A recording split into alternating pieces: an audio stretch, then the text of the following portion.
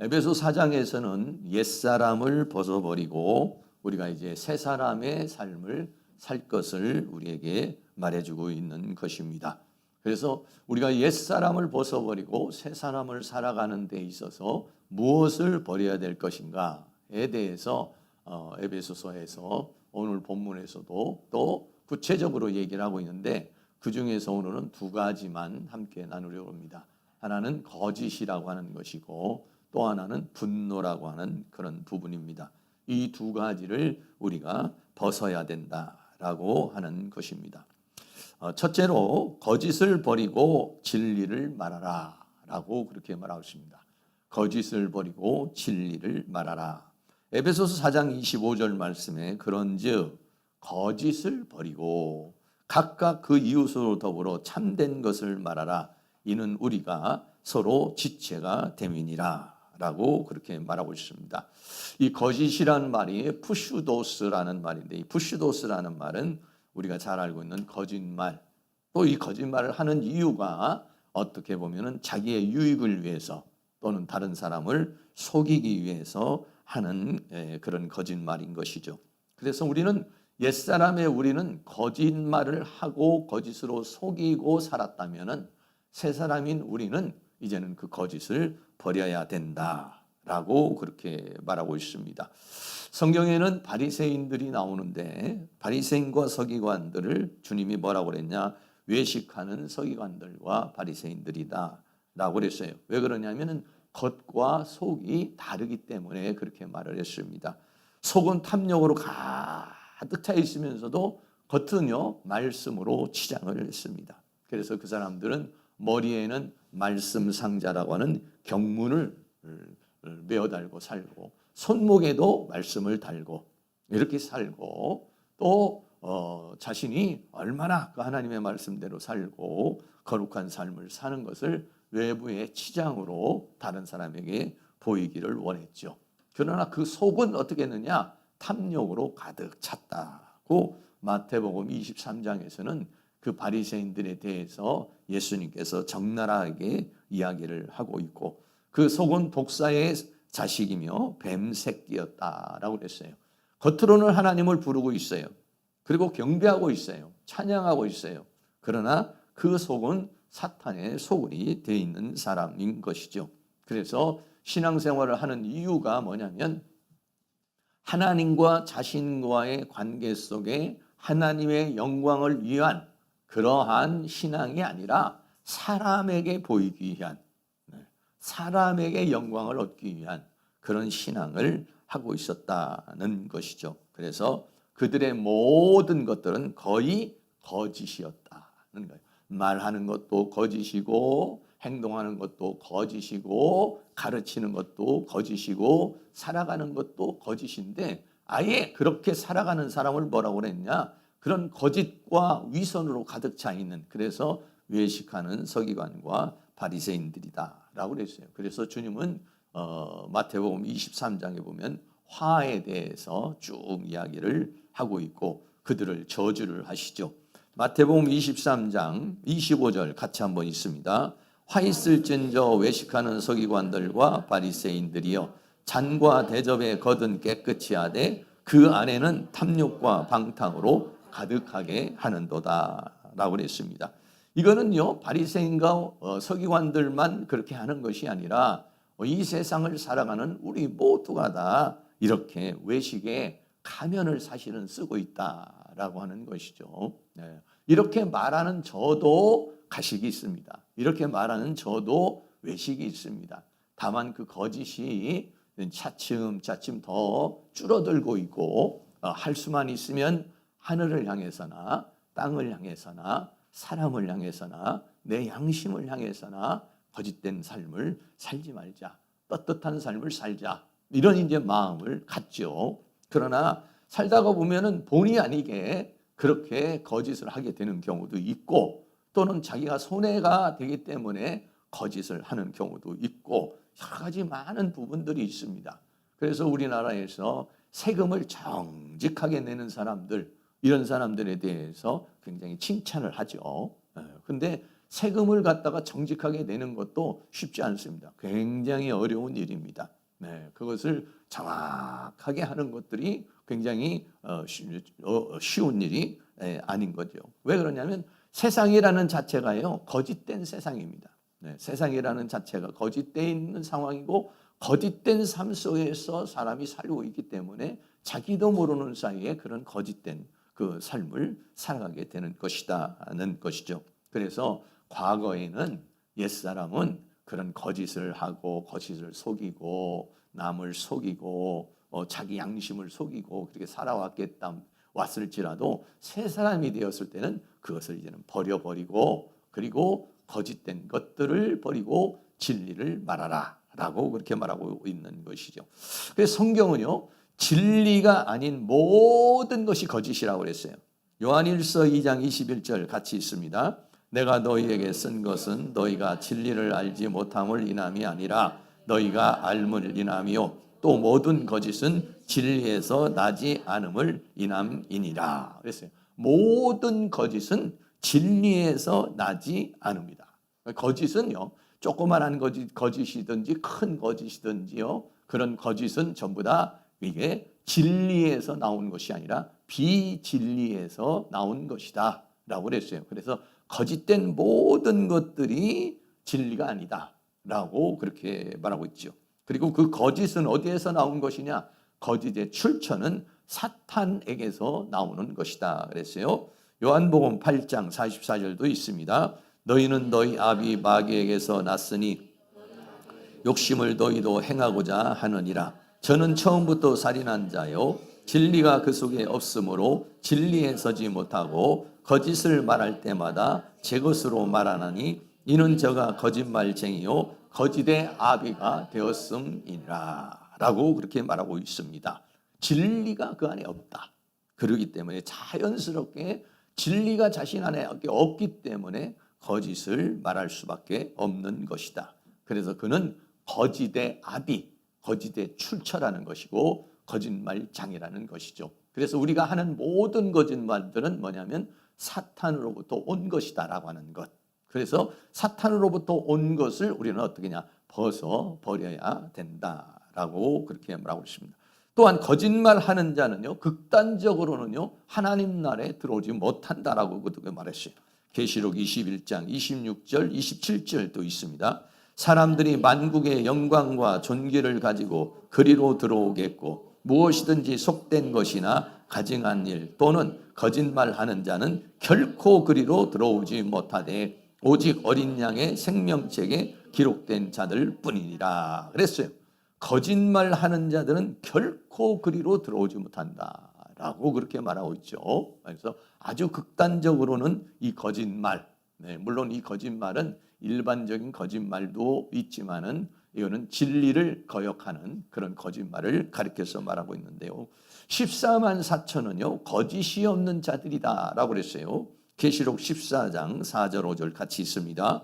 이 사람들은 여자로 더불어 더럽히지 아니하고 정절이 있는 자라 어린 양이 어디로 인도하든지 따라가는 자며 사랑 가운데서 구속을 받아 처음 익은 열매로 하나님과 어린 양에게 속한 자들이니 그 입에 거짓말이 없고 흠이 없는 자들이더라 라고 그렇게 말하고 있는 것이죠. 14만 4천에 대해서 여러 가지로 얘기하고 있지만은 그 입에 거짓말이 없고 흠이 없는 자들이다 라고 그렇게 말하고 있는 것이죠. 그러니까는 이 14만 4천이라는 단계가 어느 정도냐면은 바로 이 거짓을 버려버리는, 옛사람의 거짓을 버려버리고 진리만을 말하고 진리 안에 속해서 진리대로 살아가는 사람, 이런 사람을 뭐라고 그러냐? 바로 14만 4천이라고 그렇게 말하고 있는 것이죠. 그래서 우리는 어떻게 해야 되느냐?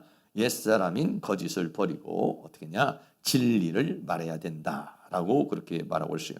이 진리라는 말이요, 알레테이아라는 말이죠. 이 알레테이아라는 말은 다른 말로 말하면 진리 또는 진실 이렇게 말하는 것이죠. 다시 말하면 진실이는 뭐냐? 거짓은 비진리에서 온 것이라면 진실은 어디서 온 거냐면 바로 하나님에게서 진리에서 온 것이다 라고 하는 것이죠. 그래 우리는요 진리를 알려고 해야 되고 진리를 말하려고 그래야 되고 진리 안에 살려고 그러는 그러한 삶을 살도록 우리가 힘써야 된다는 것을 우리에게 말해주고 있는 것이죠. 그래서 한 가지 한 가지 내가 내 양심에 꺼리 느끼는 거, 내 유익을 위해서 좀 거짓말하고 있는 거, 이런 것들을 당연시 누리면 안 되고요. 하나님 앞에 기도를 해야죠. 하나님, 지금은 내가 이런 부분에 대해서는 좀 내 양심을 속이고 내 유익을 위해서 좀 거짓을 하고 있는데 하나님, 양심을 하나님을 향해서나 사람을 향해서나 세상을 향해서나 내 양심을 향해서나 그렇게 살지 않도록 하나님께서 나에게 은혜를 주시기를 원합니다.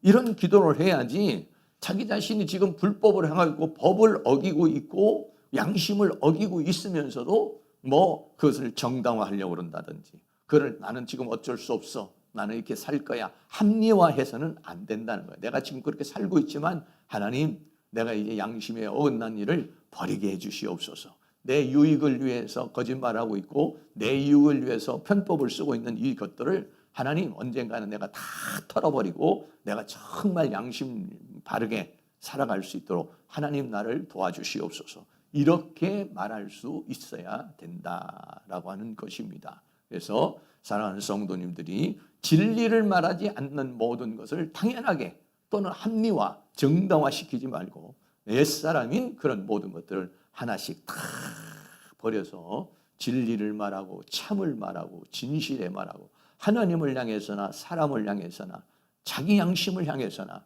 말씀을 향해서나 부끄럽지 않는 그러한 진리로 설 수 있기를 주의 이름으로 축복합니다. 두 번째는요, 분을 내어도 죄를 짓지 마라 라고 그랬어요. 에베소 4장 26절 말씀에 분을 내어도 죄를 짓지 말며 해가 지도록 분을 품지 말고 라고 그랬어요. 그거를요, 현대인의 성경으로 한 번 더 띄워드리겠습니다. 현대인의 성경에서는 이렇게 말했어요. 혹시 분한 일을 당하더라도 원한을 품어서 죄를 짓는 일이 없도록 하십시오. 해가 지기 전에는 다 잊어버리고 냉정을 되찾으십시오 라고 그렇게 말했어요.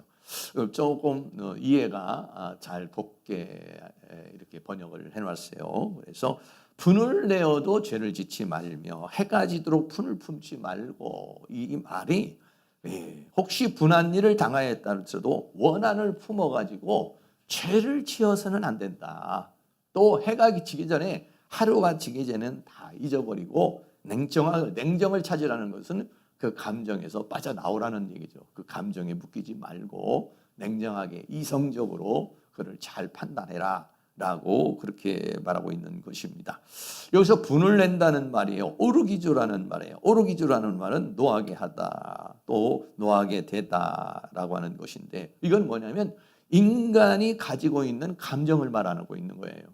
인간은요, 누구에게 무시를 당한다든지 또는 어떤 사람이 너무 잘못된 행동을 한다든지 하면요, 자기도 모르는 순간에 화가 납니다.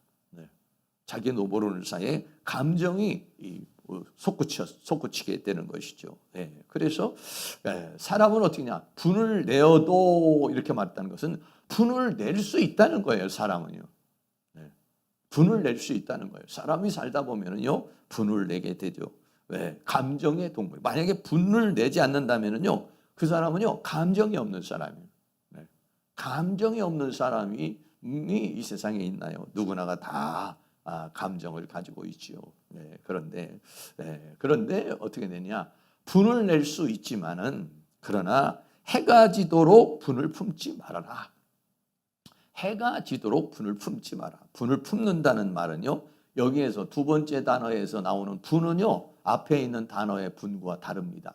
앞에 있는 단어는 오르기조라는 그 단인 분노인데, 그 분노는 뭐냐면 감정에서, 인간이 가지고 있는 감정에서 나오는 것이고, 여기서 말하는 분을 품다라고 했을 때 파로르 기스모스라는 단어는 뭐냐면 분개하고 분노하는 것인데, 이거는 뭐냐면 앞에 있는 그 분이 강화되어 가지고 복수심으로 발전하는 것. 그러니까 우리 감정이 일어나잖아요. 순간 감정이 팍 일어나요. 근데 그 감정이요, 계속 이게 쌓이게 되고 지나게 되면 어떻게 보면 그 감정으로 인해서 복수심이 생겨요. 네가 나한테 이럴 수가 있어? 나도 너에게 안갚음을 해주겠어. 내가 너를 어떻게 하겠어? 라고는 복수심으로 발전하는 것. 이게 뭐냐면 파로르기스모스라고 하는 그런 단어인 것이죠.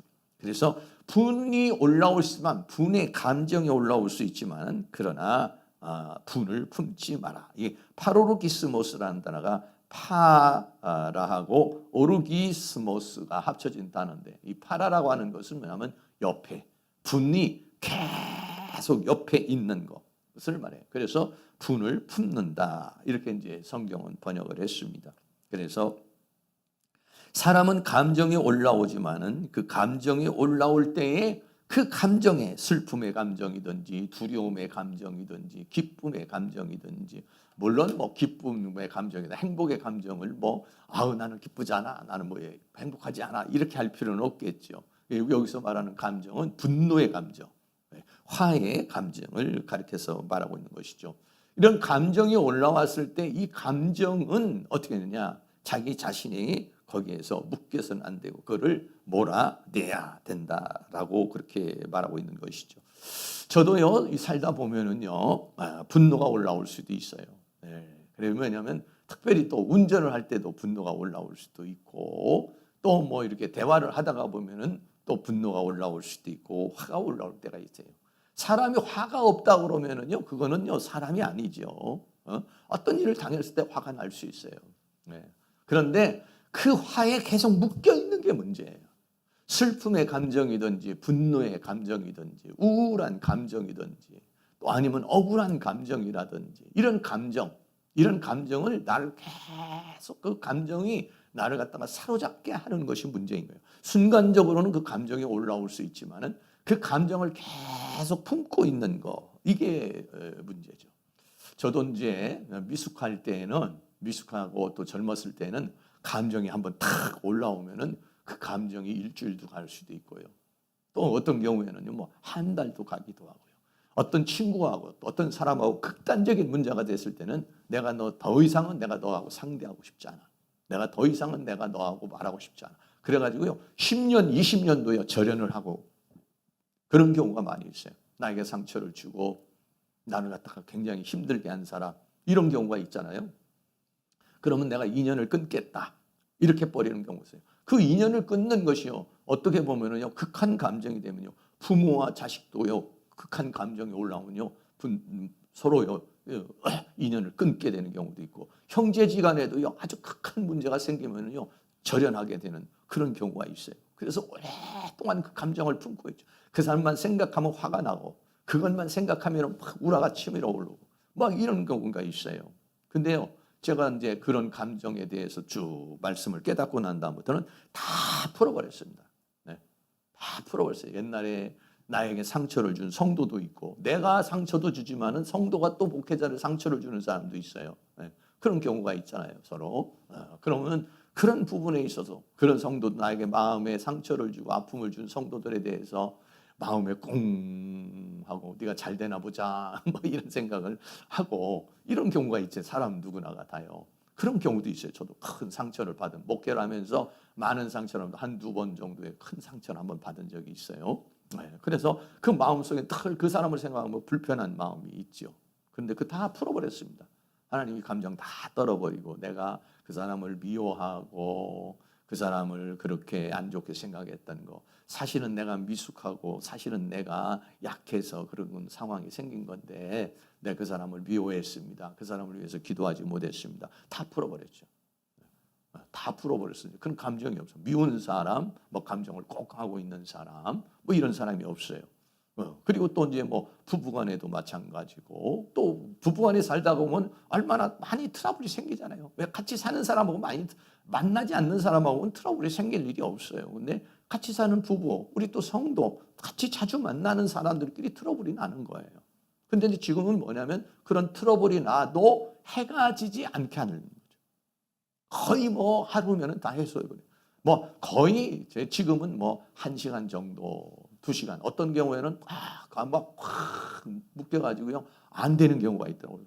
잘 때도 막 생각이 나고 그냥 하려고 해도 계속 생각이 나는 건데, 그거를 떨쳐내는 게요 굉장히 어렵더라고요. 힘들더라고요. 그런데 이제 그거를 자꾸 이겨내려고 내 이 감정에 묶여서는 안 된다. 내 이 미움의 감정이나 이 슬픔의 감정이나 이 억울한 감정, 분노의 감정에 묶여서는 안 된다. 어떨 때는 그냥 툭 떨어지는 경우도 있지만 어떨 때는 안 되는 경우가 있어요. 그럼 그거는 굉장히 기도가 많이 필요하죠. 그거는 특별히 기도를 해야 됩니다. 그만 붙잡고 막 싸워야 돼요. 내 안에서 이 감정이 다 떨어져 나가라. 이 감정이 내 안에서 다 사라져 나가라. 막 해서 이제 감정을 밀어내고 이제 이렇게 해야 되죠. 그래서 뭐냐면 오늘 성경은 뭐냐면 분을 내어도 분을 품지 말아라 라고 그렇게 말하고 있는 거죠. 그리고 그것이 뭐냐면 죄로 발전하지 않도록 그렇게 해야 된다는 것을 우리에게 말해주고 있는, 해가 지도록 분을 품지 말라고 그러는 것이죠. 그리고 어떻게 됩니까? 마귀로 틈을 타지 못하게 하라 그랬어요. 에베소 4장 27절에 마귀로 틈을 타지 못하게 하라. 분을 품고 있는 동안은 어떻게 되냐? 틈을 주는 것이다 라고 하는 거예요. 이 틈이라는 말이 토포스라는 말인데, 이 토포스라는 말이 뭐냐면 하나는 장소를 제공하는 것이다. 또 하나는 기회를 제공하는 것이다 라고 하는 거예요. 국어사전에 찾아보니까 벌어져 사이가 난 자리라고 그렇게 써 있어요. 이 틈이라고 하는 말이요. 내가 감정을 품고 있는 동안에는 이게 뭐냐면 사탄이 들어오는 통로가 된다는 거예요. 사탄이 들어와가지고 더 감정을 막 격발시켜버리고, 그러다가 보면 막 감정이 올라오면 어떻게 했습니까? 혈액순환도 안 되고 스트레스 나오고, 이러다가 보면 내 몸도 망가지고, 몸도 망가지고 마음도 망가지고 영도 망가지고 삶도 망가지고 하는 게 뭐냐면 분노라고 하는 것이에요. 그래서 내가 분을 품고 있으면 어떻게 되느냐? 그것이 사탄이 들어오는 통로가 되고 아예 사탄으로부터 들어와서 장소를 내주는 것과 같은 것이다 라고 하는 것을 우리에게 말을 해주고 있는 것입니다. 그래서 분노는 사탄이 들어오는 통로가 되고 바로 사탄에게 자리를 내어주는 것이다 라고 하는 것을 생각해서 우리 사랑하는 모든 성도님들이 분을 내어도 분을 품지 말고, 분을 내어도 죄를 짓지 말고 그 분의 감정에 여러분이 묶이지 않는 그런 은혜가 있기를 주의 이름으로 축원합니다. 성경의 이 분노에 대한 부분을 몇 분 말씀을 좀 드리려고 해요. 첫째는 뭐냐면 가인의 분노. 분노하면 최초의 누구냐? 가인의 분노인 것입니다. 가인이 어떤 분노가 일어났습니까? 하나님께 예배드리다가 분노가 일어났어요. 그러니까 어떻게 되다 보면 교회에 와서 예배하다가도 트러블이 날 수도 있고 신앙생활 하다가도 트러블이 날 수가 있는 거예요. 예배를 드린다는 거 좋은 거 아니에요? 하나님 앞에 제사를 드리려고 가인도 좋은 마음으로 제사를 드리고 아벨도 좋은 마음으로 제사를 드렸겠지요. 그런데 하나님께서 가인의 것은 받지 않고 아벨의 것을 받았다라고 하는 거예요. 그러면은 아벨의 것을 받지 않고 자기의 것을 받지 않았다 그러면은 내가 뭐가 문제가 있나? 내가 뭘 잘못 드렸나? 이렇게 생각을 해야 되는데 너 때문에 하나님이 내 제사는 받지 않았어. 내 제사는 받지 않고 네 제사만 받았어. 하나님은 나는 싫어하시고 너만 사랑해. 이런 식으로 발전하는 것이죠. 이것이 문제가 됐습니다. 그래서요, 가인에게는요, 분노가 올라왔어요. 원래는요, 제사를 받지 않으면 분노가 올라오는 것이 아니라 회개가 와야 되는 거거든요. 하나님, 내가 뭘 잘못했습니까? 왜 내 걸 안 받으셨죠? 자기를 점검해 봐야 되는데 아벨의 제사는 받았거든요. 그래서 가인의 마음에 분노가 올라왔다라고 했어요. 창세기 4장 5절 같이 한번 읽겠습니다. 가인과 그 제물은 연락하지 아니하신지라 가인이 심히 분하여 안색이 변하니 라고 그랬어요. 하여간 사람이요, 분노가 나는 것들이 여러 가지인데 이거는 시기 질투에서 나오는 분노인 것이죠.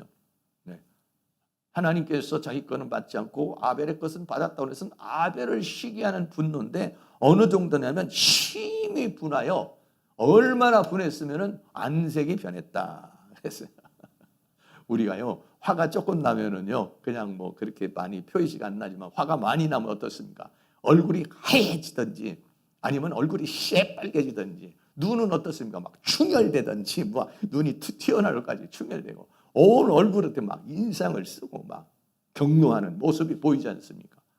그런 거라는 거예요. 이 가인이 얼마나 심히 분노를 했는지, 안색이 변했다. 이런 거는요, 여러분 우리가 살면서 굉장히 조심해야 될 것들 중에, 사람이 살다가 살짝 감정이 일어나고 살짝 분노가 일어날 때가 있는데 격하게 올 때가 있어요. 그거는요, 사탄이 역사를 하고 있는 거예요. 일반 감정이 아니에요. 일반 감정으로 조금 힘들다, 좀 괴롭다, 좀 슬프다, 이런 감정이 있고, 어떨 때는 너무 슬프다, 너무 화가 난다, 이런 거예요. 그럼 별것 아닌데도 그런 격발이 올 때가 있어요. 격발시키는 거죠. 막. 이게 지금 가인이 이렇게 막 화가 나는 것이 그냥 이 일반 가인의 감정에서 나오는 것이 아니라 사탄이 역사를 함으로 인해 가지고, 내가 원래도 감정이 일어나는데 거기에 마귀가 역사를 하잖아요. 그러면 그냥 감정이 격발이 올라와요. 저도 그런 경우 체험을 많이 하죠. 네. 화가 나는데 그렇게 화날 일도 아닌데 갑자기 화가 확 나는 거예요. 이거 내가 왜 이렇게 화를 내지? 네. 순간적으로 화를 내면서도 그렇게 생각을 하는 거예요. 이게 사탄이 또 나를 역사를 하는구나, 내 생각을 하지요. 네. 근데 가인이요, 심히 분하여 안색이 변했다. 엄청난 경우. 그럼 여러분들이 화가 나도 너무 화가 난다, 슬퍼도 너무 슬프다, 억울해도 너무 막 죽고 싶다, 그냥 정말 칼이 있으면 찔러 죽이고 싶다, 막 이런 감정이 올라오는 것은 굉장히 조심해야 되는 그런 감정인 것이죠. 그래서 하나님께서 뭐라고 하느냐, 창세기 4장 7절 같이 있습니다. 내가 선을 행하면 어찌 낯을 들지 못하겠느냐, 선을 행하지 아니하면 죄가 문 앞에 엎드리느니라. 죄의 소원은 내게 있으나 너는 죄를 다스릴 지니라. 아멘. 무슨 말이냐면은 네가 그 감정을 다스리지 않으면 죄를 짓게 된다는 거예요. 네 감정을 네가 다스리지 못하면 죄를 지으니까 너는 어떻게 하냐, 그 감정을 다스리라는 것이죠. 네. 다스린다는 거, 자기 감정을 컨트롤한다는 게 중요하죠. 요즘에는 얼마나 감정들이 막 폭발을 합니까? 그러니까 감정이 폭발한다는 것은 뭐냐면요, 사람들이 그만큼 살아가는데요, 스트레스를 받고 있다는 거예요. 여러분, 마음이 편안하고 여유가 있을 때는 누가 뭐라고 그래도 그냥 그렇게 크게 이렇게 대항하지 않게 돼요. 근데 막 지금 짜증이 나 있고 막 삶도 힘들고 나도 좀 컨디션이 안 좋은데 누가 건드려 봐요. 그러면 자기도 모르는 사이에 더 팍 올라오는 거예요. 그러니까 사람들이 자기도 모르는 사이에 살아가는데, 우리가 굉장히 물질적으로는 부유해졌어도 많은 스트레스 속에서 정신적인 안정을 갖지 못하고 오늘날 많은 사람들이 살아가고 있다는 것을 말해주고 있어요.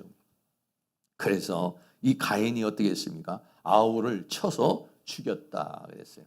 창세기 4장 8절 있습니다. 가인이 그 아우 아벨에게 고하니라. 그들이 들에 있을 때에 가인이 그 아벨을 쳐 죽이니라 그랬습니다. 네. 여러분, 자기 형제를 죽일 수 있다는 거, 여러분, 살인 사건들이 많이 일어나지만은 그 살인 사건들 중에서 우리가 경악하는 것들 중에 하나는 부모가 자녀를 살해했다든지 자녀가 부모를 살해했다든지 이런 부분에서 경악을 하고, 더 나아가서는 형제끼리 재산 다툼으로 인해서 형제끼리 싸움이 일어났다든지 감정 싸움으로 인해서 형제를 죽였다, 뭐 이런 부분에 있어서는 어떻게 사람이 그럴 수 있느냐, 뭐 이런 우리가 얘기를 하죠. 가인이 그래요. 최초의 이런 아담과 하와의 그 자녀가 가인의 심정이, 우리는 전부 다 가인의 후예잖아요. 네. 가인의 그 피를 받고 있잖아요. 네. 그 죄악성의 피를 갖고 있어요. 나하고 감정이 안 맞으면 얼마든지 끊어버릴 수 있는, 나하고 이익이 안 맞으면 언제든지 끊어버릴 수 있는, 나하고 어떤 의견이나 어떤 생각이 다르면 끊어버릴 수 있는, 그게 형제라도 그게 부모라도 절연할 수 있는 죄악성을 가지고 있는 것이 뭐냐면 인간이라고 하는 것입니다. 결국은 어땠습니까? 이 가인은 어땠어요? 분노를 다스리지 못함으로, 분을 내어도 죄를 짓지 말라고 그랬는데 분이 어떻게 돼? 결국은 그 분노가 죄를 짓게 되었다. 그래서 그 죄가 뭐냐면 동생을 죽이는 살인죄를 지켜야 되는 상황이 생겼죠. 결국 가인은 어떻게 했습니까? 하나님이 저주를 했습니다. 창세기 4장 11절 12절 같이 있습니다. 땅이 그 입을 벌려 내 손에서부터 내 아우의 피를 받았은즉 내가 땅에서 저주를 받으리니 내가 받가라도 땅이 다시는 그 효력을 내게 주지 아니할 것이요 너는 땅에서 피하여 유리하는 자가 되리라 라고 그랬습니다. 하나님으로부터 저주를 받습니다. 그 아우의 피가 땅에 흘려졌는데 그래서 그 땅이 저주를 받아서 너는 땅에서 안주하지 못하고 유리하는 자가 될 것이다 라고 그렇게 말하고 있죠. 결국은 어땠습니까? 가인은 동생도 죽이고 어떻게 보면은 자기도 자기를 죽인 거예요. 그러니까 상대방을 죽이면 자기도 죽는다는 거예요. 가인을 죽여서 한순간에 가인이 아벨을 죽여 한순간에 죽었지만 자기는 평생 사랑하면서 고통 속에서 인생을 살아가는 그런 삶을 살게 됐다. 뭐가 그렇게 되느냐? 분노가. 분노를 조절하지 못하면은요, 우리의 인생을 망치가 되는 경우가 얼마나 많은지 모릅니다. 그런데요, 이런 분노 중에서도요, 의로운 분노가 있습니다. 네, 모세의 의로운 분노. 네, 분노들이요, 죄악성이 있는 분노가 있고요, 의로운 분노가 있어요. 근데 죄악성에 있는 분노는요, 사람들이 다 생각할 때도 뭐 그럴만하다, 그래서는 안 된다, 아이고 나쁘다 이렇게 하지만 의로운 분노에 대해서는요, 의견이 분분할 수 있어요. 모세의 분노인데 어떤 분노입니까? 모세가 40살이 됐을 때요, 애굽 사람이 히브리 사람을 쳤다 그랬어요. 출애굽기 2장 11절 같이 있습니다. 모세가 장성한 후에 한 번은 자기 형제들에게 나가서 그 고역함을 보더니 어떤 애굽 사람이 어떤 히브리 사람 곧 자기 형제를 치는 것을 본지라 그랬습니다. 네. 이스라엘 백성들이 애굽에서 살면서 고역을 했어요. 네. 고통을 당하고 있었어요. 네. 그거를 어떠냐? 모세가 알고 있었고 모세도 자기 자신은 사실은 애굽에서 왕자로 살고 있지만 자기가 히브리 사람이라는 걸 알았는데 그 민족에 대한 뜨거운 마음이 있었던 것이고 자기 백성들이 막 고통을 당하는 것을 보고 너무 괴로웠던 거예요. 이 모세가 어떻게 내 힘으로 내가 어떻게 우리 그 히브리인들을 우리 민족을 어떻게 구원할 수 있는 방법, 이 그 고통에서 벗어나게 할 수 있는 방법, 이런 거에 대해서 엄청난 고민을 했었던 것 같아요. 네. 그래서 하루는 한 번은 자기 형제에게 나가서, 이런 말은 자기 형제들이 얼마나 고통당하고 있나 어떻게 살아가는가를 그걸 보려고 나갔던 거예요. 근데 마침 그때 애굽 사람이 팍 채찍으로 쳤는지 몽둥이로 쳤는지 이 사람을 고통스럽게 하는 거예요. 그런데 순간 분노가 올라와요. 근데 이런 분노는 어떻게 보면 의분이라고도 이렇게 말할 수가 있는 거예요. 어떻게 보면 정당한 건라고까지는 말할 수는 없지만은 의에 불타서, 민족에 불타서, 형제에 불타서 하는 행동이죠. 그럼 어떻겠습니까? 가가지고 대신 맞아준다든지 아니면 그 상황을 좀 말려준다든지 이런 행동은 할 수는 있겠죠. 근데 어떻게 했습니까? 애굽 사람을 쳐서 죽입니다. 출애굽기 2장 12절 같이 있습니다. 좌우로 살펴 사람이 없음을 보고 그 애굽 사람을 쳐 죽여 모래에 감추느니라 라고 그랬습니다. 여러분, 모세의 이 분노는 어떤 분노가 되겠습니까? 자기 이익을 위한 분노도 아닙니다. 자기 백성, 자기 민족을 향한 의분이었다는 것이에요. 근데 그 의분이 얼마나 지나쳤으면, 얼마나 강렬했으면은요, 자기 그 히브리 사람을 치는 그 애굽 사람을 쳐서 죽이겠느냐 이거예요.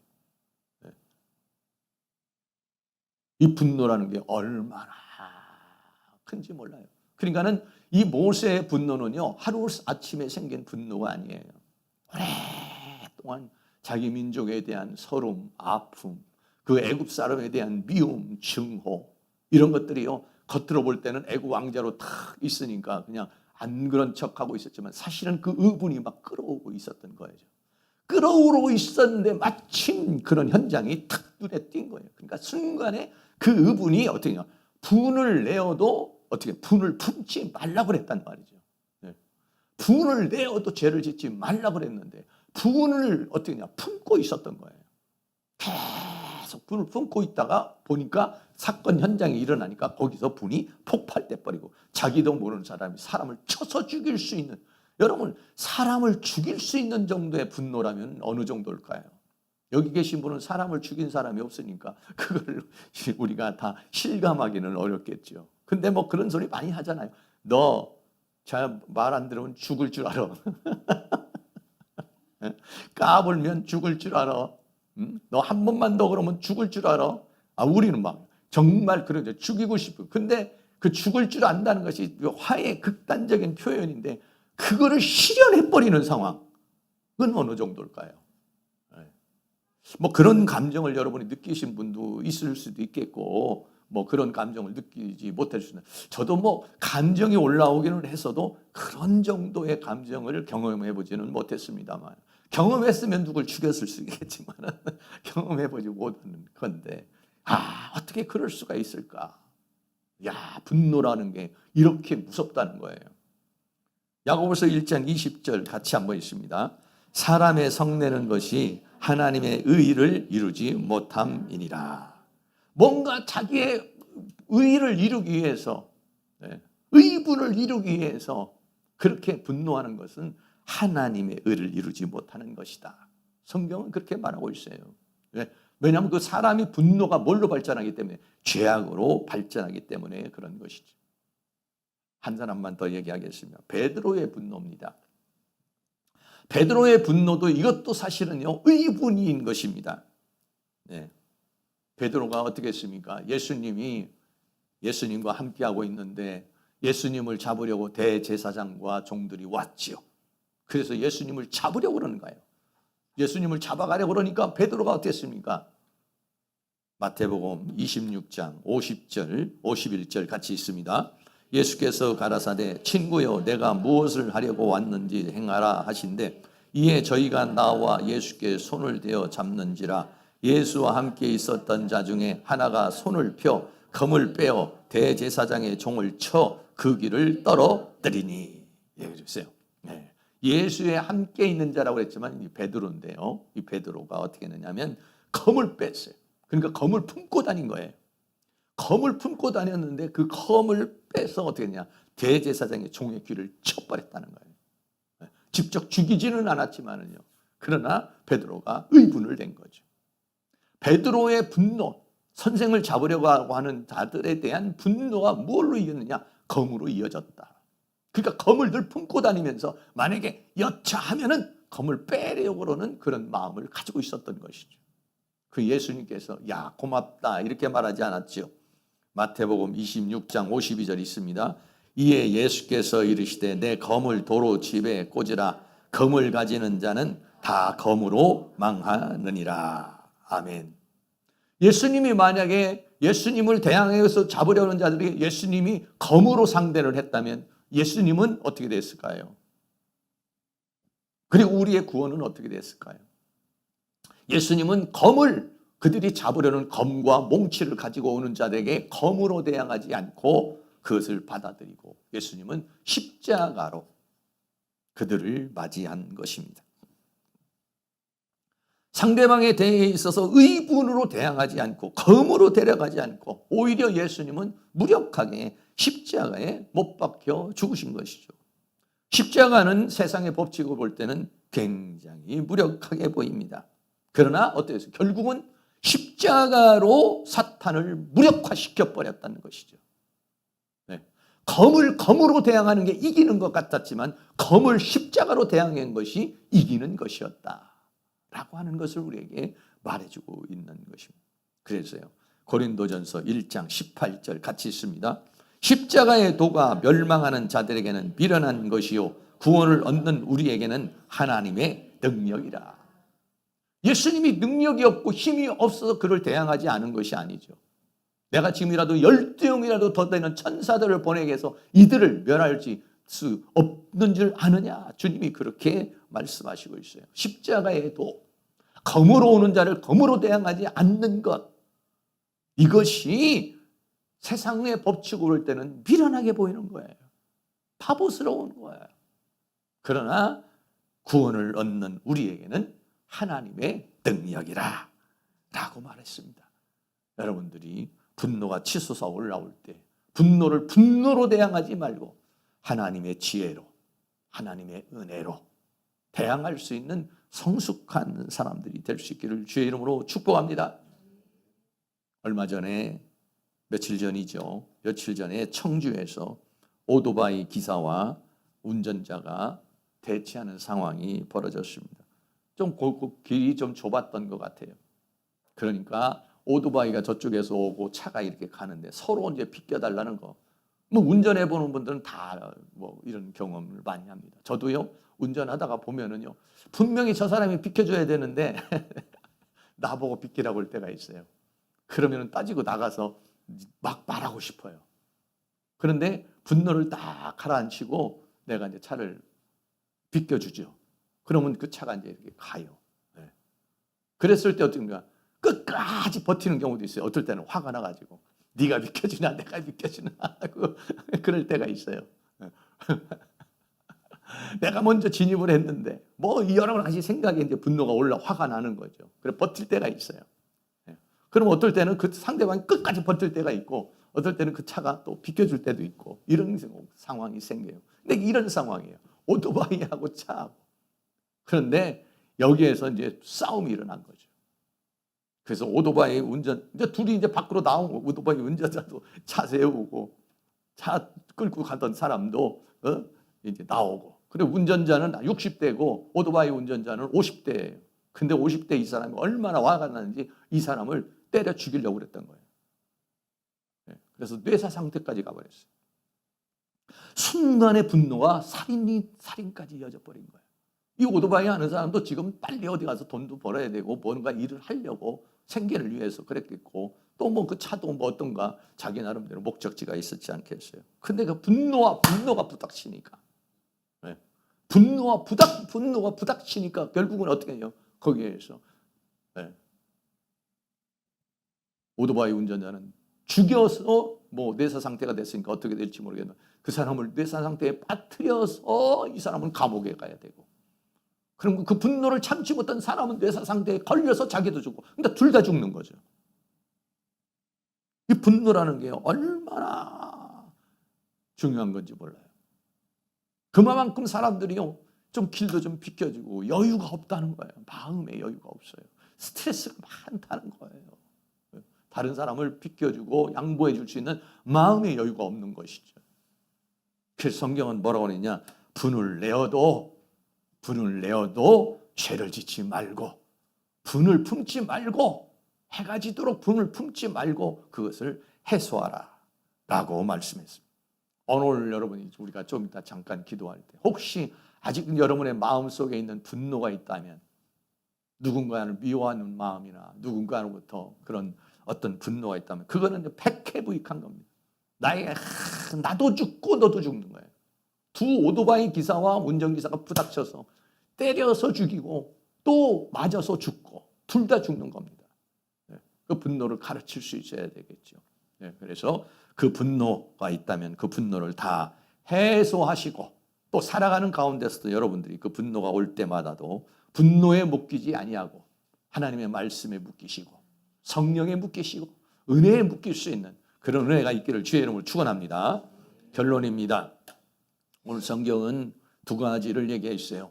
옛사람은 거짓입니다. 거짓을 버리고 그랬어요. 진리를 말하라. 아직도 우리들이 양심으로 따져보면요, 내가 아직 거짓을 하고 있는 게 있어요. 저도 그래요. 저도 그런 부분이 몇 개 있어요. 완벽해야 되는데 양심적으로 좀 찔리는 거, 내 유익을 위해서 양심적으로 좀 그런 부분이 있어요. 그런 것들을 하나님 하루속히 내가 이걸 정당화시키지 않고 진리를 말하고 진리를 아는 자가 진리를 말하고 진리대로 살아갈 수 있도록 참으로 살아갈 수 있도록 하나님 도와주시고 분을 내어도 이 분노를 품지 말고 죄로 발전시키지 않고 순간순간 탁 해소해버리면 어떻게 되냐 사탄이 통로가 되지도 못하고 사탄이 들어올 기회를 제공하지 않는다는 것이죠. 그래서 늘 하나님의 은혜 가운데 살아가실 수 있는 은혜가 있기를 주의 이름으로 축원합니다. 우리 이 시간에 심령이 가난한 자는 천국이 저희 것이며 찬양 한 장 드리겠습니다.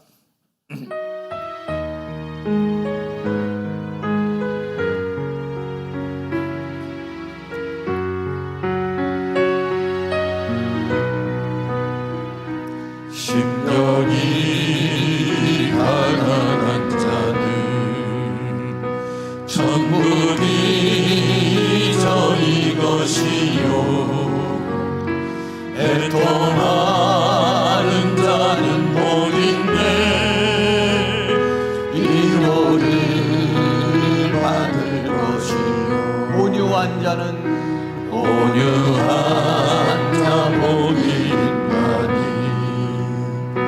땅을 기름으로 막겠네. 의에 줄이고 목마른 자는 저 입에 부를 것이요. 궁녀에 여기는 자는 궁녀에 여긴 받겠네. 마음이 정결한 자는 하나님을 볼 것이요. 화평케 하는 자는 하나님의 아들이라 일컫네.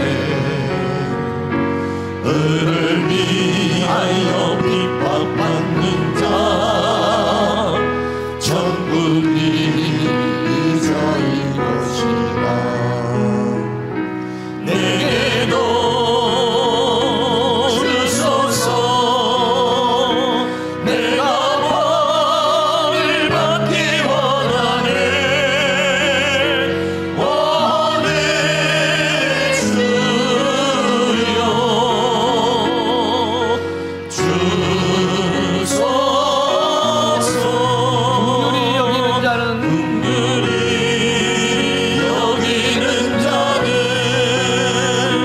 긍휼히 여김 받겠네. 마음이 정결한 자는 하나님을 볼 것이요. 화평케 하는 자는 하나님의 아들이라 일컨대. 을을 위하여 핍박받는 자 천국이 저희 것이라. 내게도 주소서. 내가 벌을 받기 원하네. 원해 주여. 주소서.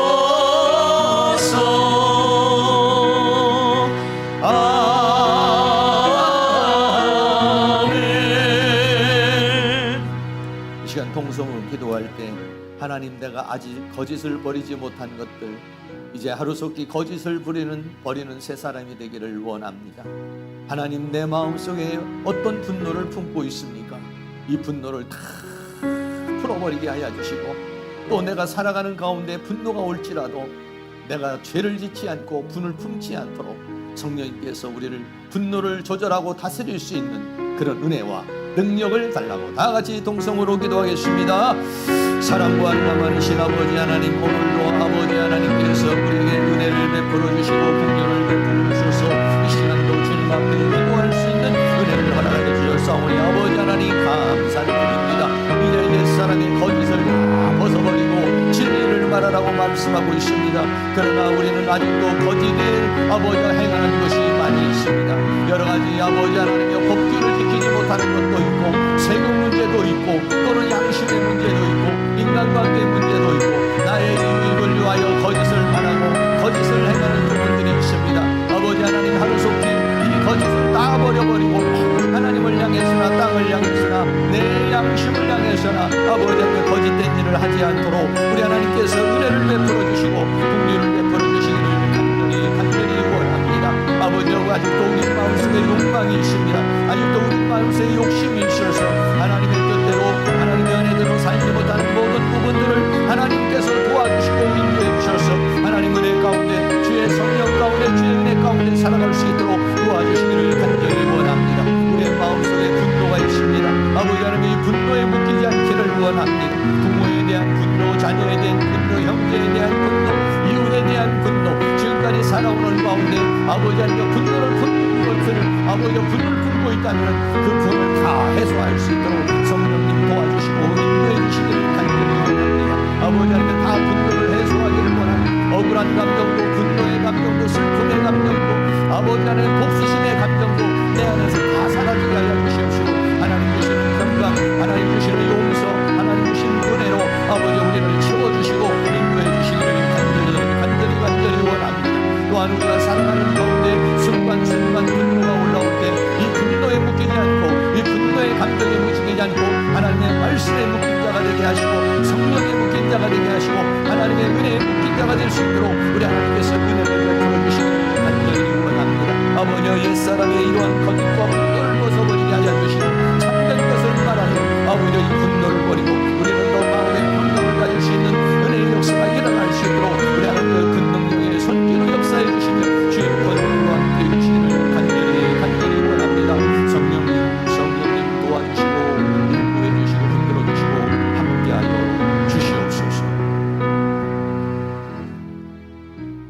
사랑과 은혜가 많으신 아버지, 세상은 거짓된 세상이고 온통 원수 마귀가 모든 사람들을 거짓되게 하고 다 위선의 가면을 쓰고 거짓의 가면을 쓰고 살고 있습니다. 우리 세상 사람도 그렇지만은 우리 믿는 사람도 이러한 위선의 가면을 쓰고 거짓의 가면을 쓴 것들이 있습니다. 아버지 하나님, 하루속히 이 거짓의 가면을 다 벗어버릴 수 있도록 은혜를 베풀어 주시옵소서. 하나님을 향해서나 세상을 향해서나 내 양심을 향해서 꺼리끼는 일들을 하루속히 다 버릴 수 있는 은혜를 주시옵소서. 용기를 주시옵소서. 하나님의 도우시는 역사가 우리에게 일어나서 진리를 알게 하시고 진리를 말하게 하시고 진리대로 살아갈 수 있는 저희들이 되어줄 수 있도록 은총을 베풀어 주시옵소서. 또한 우리들 마음속에 분노가 있습니다. 부모에 대한 분노도 있고 또는 자녀에 대한 분노도 있고 나에게 상처를 주고 나에게 결핍을 주고 나에게 아픔을 준 그런 사람에 대한 분노가 있습니다. 하나님, 오늘 이 시간에 그동안에 품었던 모든 분노를 풀어버리게 하여 주시옵소서. 분노를 다 풀어버리게 하여 주시옵시고 그 분노를 다 떠나보내게 하여 주시며 우리 마음속에 용서의 마음을 주시옵소서. 우리의 마음속에 용납의 마음을 주시옵소서. 우리 마음속에 주님의 마음을 주시옵소서. 주님이 나를 용납하신 것처럼 우리도 저들을 다 용납하게 하여 주시옵시고 주님이 나를 사랑해 준 것처럼 우리도 그렇게 사랑할 수 있는 저희들이 되기를 원합니다. 순간순간 살아가는 가운데 분노가 올라올지라도 분을 품지 말게 하시고 죄를 짓지 말게 하여 주시고 분노의 감정에서 빠져나오며 늘 주님의 은혜와 주의 성령 가운데 살아가는 저희들이 되어줄 수 있도록 은총을 베풀어 주시옵소서. 이 분노를 조절하고 분노를 통제할 수 있는 능력을 주시옵소서. 예수님의 이름으로 기도하옵나이다. 아멘. 우리 다 같이 자리에 일어나셔서 찬송가 210장을 드리겠습니다.